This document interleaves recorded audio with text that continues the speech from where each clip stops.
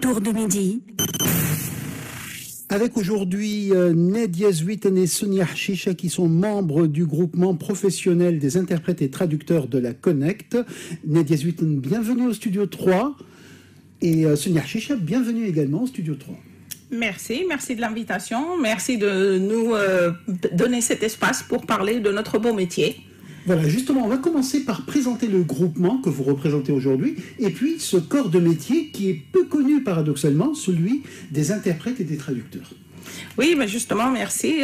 Puisqu'à l'échelle internationale, il y a toujours eu une grande association professionnelle qui rassemble nos autres collègues, mais qui n'est pas accessible aux Tunisiens, qui s'appelle l'AIC, l'Association internationale des interprètes de conférences. Donc en Tunisie, pendant longtemps, on était en petit comité, entre amis, etc. Mais en 2023, en post-Covid, en post-résilience, pour montrer qu'on était fort, on a créé finalement un vrai groupement professionnel plutôt que juste un groupe d'amis. Et c'est là qu'on s'est lancé il y a 2 petites années. On fait de petits pas, mais qui sont très stables en avance. On a fait différents événements. Et on est là pour parler du métier, pour faire connaître le métier, pour faire dans l'inclusivité vis-à-vis de notre métier et de nos collègues, pour être aussi ouvert que possible, pour présenter ce qu'on fait, pour défendre nos principes, nos règles déontologiques. Nous ne sommes peut-être pas médecins, mais nous avons des règles déontologiques et éthiques. Chose que peu de gens connaissent dans le public général. Donc on essaie toujours de présenter cela. Et même dans le public non général, c'est-à-dire nos clients et autres, on fait aussi ça pour faire beaucoup de ce qu'on appelle la client education, l'éducation du client. On essaie de présenter le métier et ses règles, même aux gens qui nous appellent en sachant qu'ils ont besoin de quelqu'un pour traduire, mais sans comprendre comment ça se passe, ni quelles sont les règles à respecter. On essaie toujours de les éduquer très poliment, très agréablement. Et ça passe pour le moment, ça se passe très bien. Notre présence se fait de plus en plus sentir. On a des gens qui appellent, qui vont à la Connect pour demander nos coordonnées, des gens qui nous disent on a entendu que vous avez créé un syndicat. Non, nous ne sommes pas un syndicat, nous sommes un groupement professionnel, mais bon, nous défendons des droits. Donc c'est peut-être pour ça qu'il y a le principe de c'est un syndicat. C'est pas grave, pas d'honte non plus à être un syndicat puisqu'on défend un métier. Merci beaucoup, Sonia Hashicha. Je me tourne vers vous, Nadia Zwiten. Il y a des objectifs donc, dans la démarche de ce groupement professionnel et il y a aussi des défis et il y a une vision d'avenir pour ce métier d'interprète-traducteur. Oui, tout à fait, Hatam. D'abord, merci beaucoup de cette invitation et bonjour à tous ceux qui nous écoutent également. J'aimerais dire que ce groupement est très très important puisqu'il défend les intérêts des interprètes, mais il rend visible également ce métier, qui est un très beau métier, qui a toujours été dans l'ombre. Et c'est vrai qu'en tant qu'interprète de conférence, en tout cas, nous sommes toujours dans l'ombre. Et les traducteurs également, on ne voit que le fruit de notre travail, ou on entend que le fruit de notre travail, et il y a beaucoup de choses derrière, et il y a un métier à défendre. Et nous avons un nouvel obstacle, disons, auquel nous devons nous adapter, qui est l'intelligence artificielle. Nous avons organisé justement l'année dernière un événement autour de l'intelligence artificielle et de nos métiers de traducteurs et d'interprètes, et comment s'adapter, parce que l'intelligence artificielle est là pour rester. Donc ce n'est pas la peine d'en faire un ennemi ou de penser que c'est contre notre métier.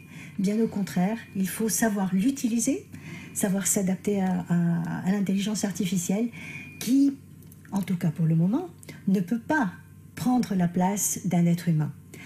Il y a par exemple des aspects juridiques et légaux qui sont à prendre en compte. Nous sommes tenus au secret, à la confidentialité lorsque nous réalisons un travail. L'intelligence artificielle, on ne peut pas intenter un procès à l'intelligence artificielle s'il y a un problème qui se pose. Il y a donc ce problème de responsabilité juridique qui est très important à prendre en compte. Et puis, simplement, dans l'interprétation, dans la traduction, il y a des nuances que l'intelligence artificielle ne peut pas saisir, pas pour le moment du moins. Il y a également beaucoup de langues que l'intelligence artificielle ne prend pas en compte pour le moment. Et l'interprète ou le traducteur finit des phrases, ce que ne fait pas encore l'intelligence artificielle. Voilà, donc véritablement une réflexion qui sous-tend une action qui se traduit par des événements et qui se traduit cet été par une université qui fonctionne depuis le début de l'été, je crois, Sonia Chicha. Oui, justement, on a toujours eu cette idée de créer notre petite académie d'été, puisque aussi c'est la saison très calme pour nous dans notre métier, et donc c'est le moment idéal pour le partage. Et malheureusement, ou pour des circonstances assez tristes, on a dû la lancer plus vite que prévu, suite au décès de notre chère et aimée collègue Mounet, qu'elle puisse-t-elle reposer en paix. Nous avons créé cette académie en son honneur, en son nom, pour continuer sa tradition, et nous l'avons appelée la Summer Academy session Mounet Douguez Zine, et c'était en son honneur qu'on a tenu toutes nos séances, 6 séances qui sont disponibles justement, les enregistrements sont disponibles sur notre chaîne YouTube qui s'appelle selon notre nom Tunisia Circle of Translators and Interpreters. Nous sommes présents sur YouTube, nous faisons un petit peu de bricolage, nous mettons nos propres vidéos en place, à la différence d'Hatem qui a peut-être un technicien pour le faire, nous mettons les nôtres toutes seules, donc soyez vigilants indulgents avec le résultat. Nous partageons aussi nos liens sur LinkedIn, sur notre page Facebook, nous sommes présents, et vous verrez qu'on a essayé de partager dans un format très léger. On n'a pas voulu surcharger les gens en plein été, il fait 40 degrés, personne n'a envie de passer 3 heures devant son écran. Donc on a fait des petites capsules pour partager chacun sur un sujet qui nous porte à cœur, pour faire avancer le métier. C'était surtout très, pour certains éléments basiques, mais c'était parce que nous cherchons l'inclusion, donc c'était surtout ciblé vers notre nouvelle jeune génération.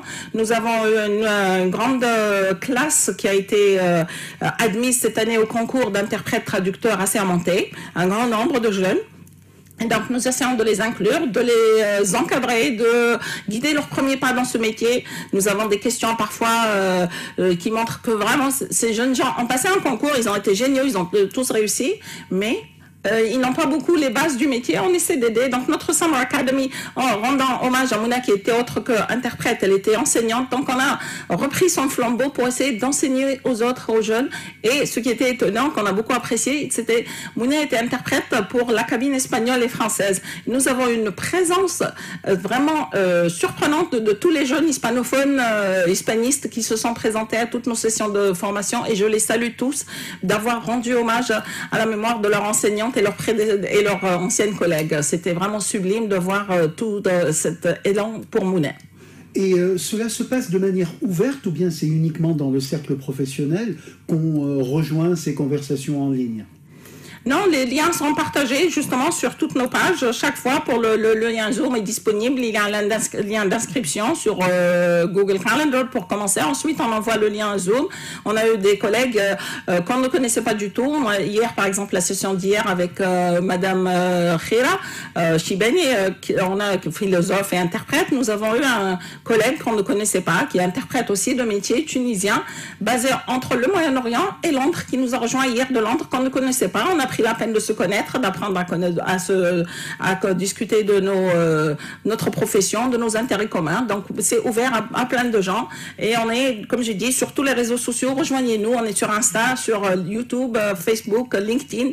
Rejoignez-nous, c'est ouvert. Comme j'ai dit, nous cherchons l'inclusivité. D'ailleurs, l'un de nos efforts et l'un des aspects sur lesquels l'intelligence artificielle ne pourra pas nous battre, c'est nos collègues du langage des signes.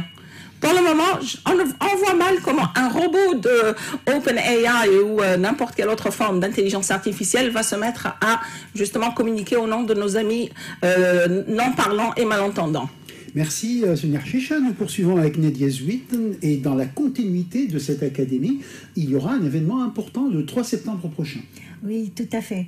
Ce sera donc la dernière session qui ne sera pas cette fois-ci en ligne, qui sera en présentiel au siège de la Connect, rue du 1er juin à Mutualville. Pour ceux qui souhaitent venir, ce sera un événement ouvert et très très important pour nous parce que ce sera la conclusion de tous ces efforts, de toutes ces sessions qui tournaient autour de notre profession, autour des thèmes liés à notre profession. Et nous aurons la présence bien entendu de la famille de Mounet Zine Douguez, paix à son âme. Et il y aura l'Institut Cervantes, bien sûr, une représentation de l'Institut Cervantes. Il y aura l'ambassade d'Espagne qui sera présente. Il y aura, parce que Mounet était interprète d'espagnol, donc ça sera plutôt tourné vers l'espagnol. Et nous aurons une dernière présentation qui nous sera donnée par le professeur Nejib Benchmir, qui est hispanisant, qui est professeur d'espagnol et de littérature espagnole, et qui a été surtout le mentor, le professeur et le mentor de Mounet, et qui va nous faire une très belle présentation justement sur un thème qui nous est très très cher, qui est le multilinguisme et la paix. Justement, le multilinguisme est une question qui agite votre réflexion. Ah oui, tout à fait. Oui, justement, parce que à travers ce multilinguisme, nous pouvons partager des cultures. Comme on parlait hier avec Rira, il y a des mots qui sont intraduisibles. Ce n'est pas le mot qu'on traduit, c'est la culture qui va avec. Donc, cet aspect de multilinguisme nous permet de comprendre l'autre, de comprendre la culture de l'autre, de le représenter quand il a besoin, qu'on parle en son nom, qu'on soit sa voix vers un groupe de personnes qui ne comprennent pas sa langue ni ne connaissent sa culture. C'est notre rôle d'essayer de partager cela, c'est d'essayer d'assister parce que c'est un métier que de gens connaissent, mais à part les journalistes de guerre, il y a aussi les interprètes en zone de conflit. Nous avons des collègues qui sont partis de Tunisie qui aujourd'hui travaillent dans cette branche-là. Donc cette interface, cette interconnexion à travers un interprète peut vraiment être vitale, peut sauver des vies dans certains contextes, que ce soit en zone de conflit ou en zone de pandémie. On l'a vu aussi pendant la Covid, où il y a eu besoin c'est là où on a commencé à travailler beaucoup en ligne pour pouvoir assister à distance. Il s'agissait de questions de vie ou de mort, ou si on ne comprenait pas ce que disait ou le patient ou le médecin, il est passé de la vie de gens. Donc oui, ce multilinguisme est clé pour protéger aussi le multiculturalisme et la compréhension de l'autre. On doit apprendre à se comprendre les uns les autres. Parfois, on ne peut pas le faire en direct. Nous sommes au milieu entre ces deux parties qui n'arrivent pas à se comprendre.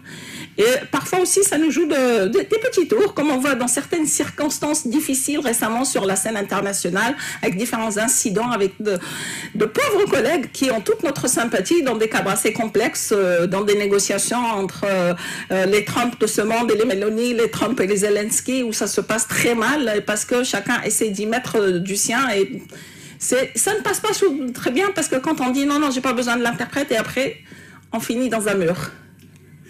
Nous sommes en compagnie de Nedia Zouiten et Sonia Archicha qui sont membres du groupement professionnel des interprètes et traducteurs de la Connect. Nous parlons du métier d'interprète-traducteur. Et justement, ce métier, combien, grosso modo, compte-t-il d'opérateurs en Tunisie? Combien êtes-vous à peu près? Sachant par ailleurs que l'apprentissage est bien là et puis que les cours de langue se portent véritablement bien, que ce soit dans le secondaire ou dans le supérieur.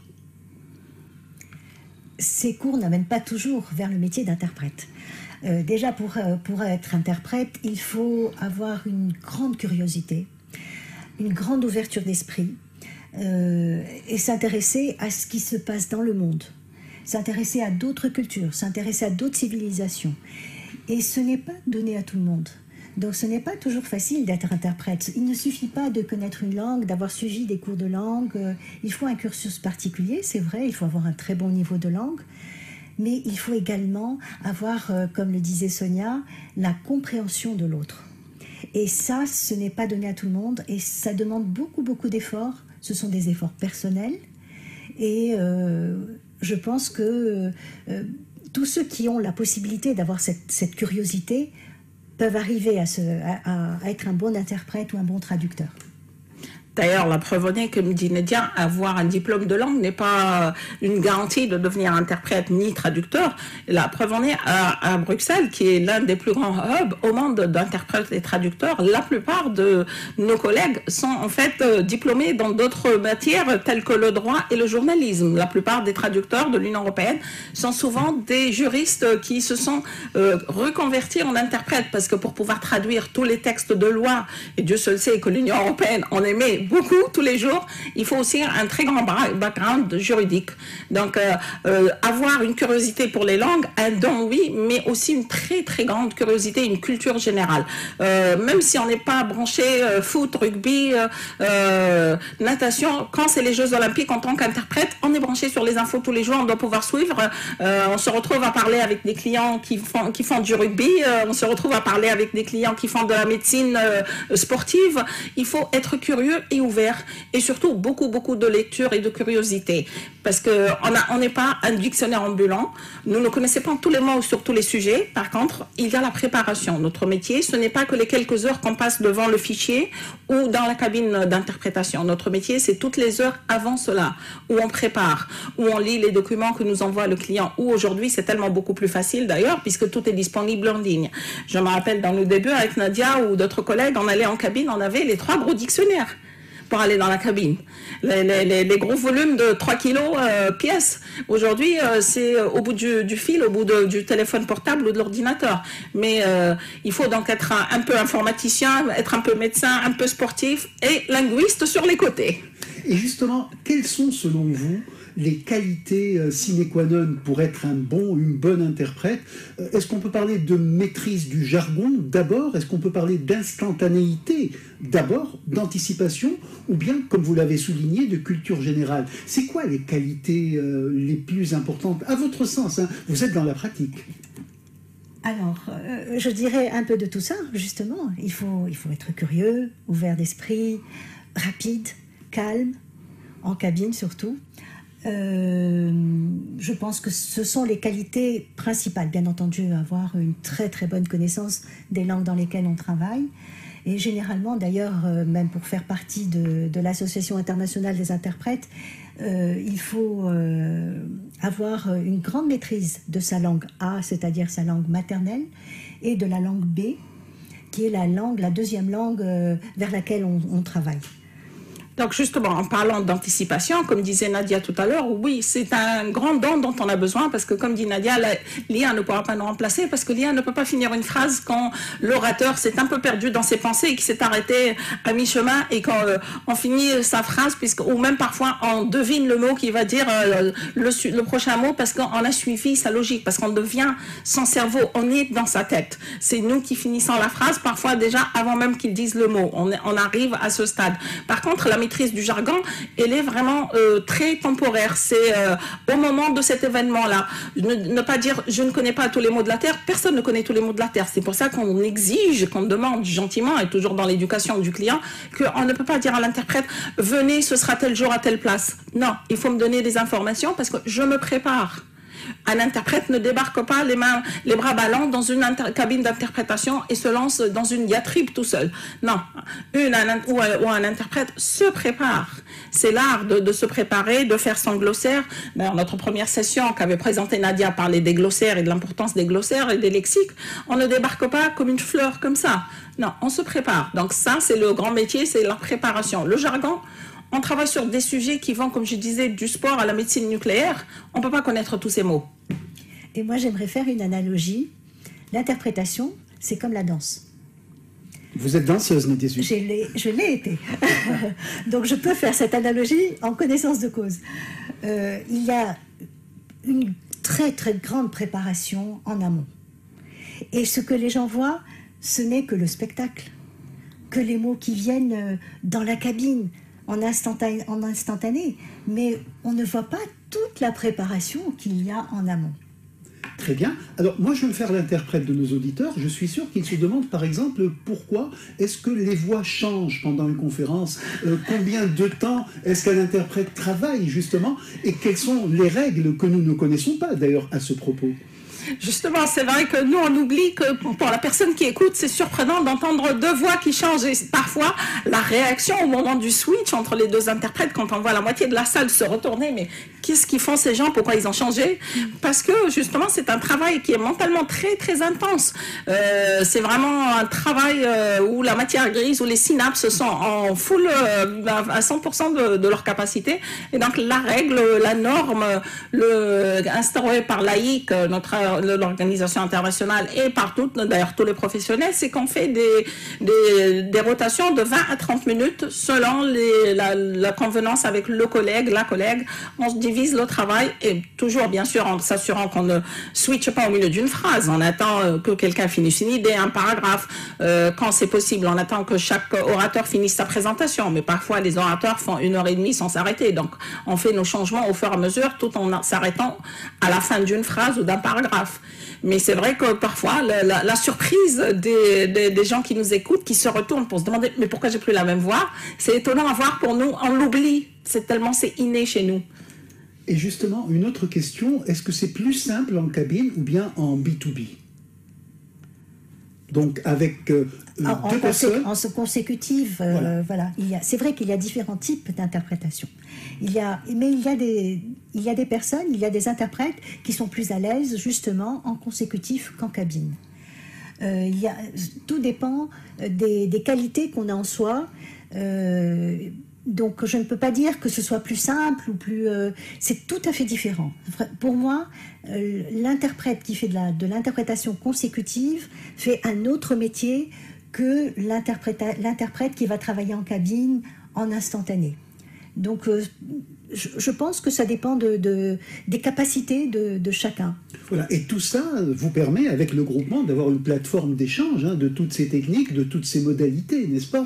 Oui, justement, parce que ce que vous appelez le B2B, c'est ce qu'on appelle ou la consécutive ou le chuchotage selon la préférence du client pour qui on travaille. Parce que si on est en salle avec plusieurs personnes, oui, on va choisir la consécutive, c'est-à-dire notre orateur parle, ensuite l'interprète va traduire ce qui vient d'être dit. Sinon, si on est avec une seule personne qui assiste à une réunion où cette personne est la seule qui ne parle pas la langue dominante, on s'assoit à côté de ce client et on va chuchoter pour qu'il puisse suivre ce qui se passe dans la salle.